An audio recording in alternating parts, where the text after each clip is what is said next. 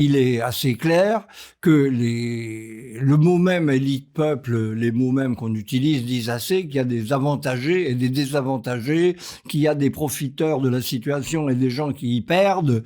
Et donc on retrouve évidemment ce clivage sur les ressources, hein, et surtout, à mes yeux, parce que les gens vous disent mais regardez, la France reste un pays relativement égalitaire. C'est parfaitement vrai. Mais ce qu'il faut juger, c'est pas simplement les situations actuelles des gens, c'est leur perspective d'existence. Qu'est-ce qui va se passer pour moi à horizon de quelques années? Qu'est-ce qui va se passer pour mes enfants?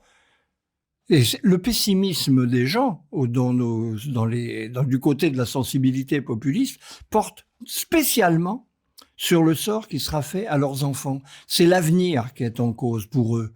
Et ça, c'est un peu nouveau. C'est pas simplement le partage, la répartition de la richesse et du profit créé par l'économie. C'est un conflit bien plus profond qui porte sur l'idée même qu'on peut se faire de sa vie dans sa société.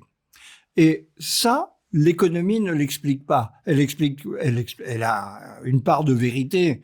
D'un côté, il y a les gagnants de la mondialisation, il y a les perdants de la mondialisation, il y a une France centrale qui vit dans les métropoles très bien, et il y a une France périphérique qui connaît une situation de dégradation de tout son cadre d'existence, des services publics, mais pas seulement, qui est impressionnante. Et donc tout ça cause un clivage politique majeur, ça n'a rien d'étonnant. Mais le problème, c'est de savoir si, avec ce constat juste, on tient le dernier mot de la situation. Et ce que je soutiens, c'est que non.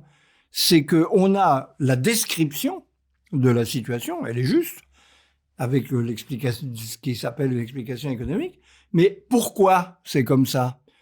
L'explication, on l'a pas. On a la description, mais on n'a pas l'explication.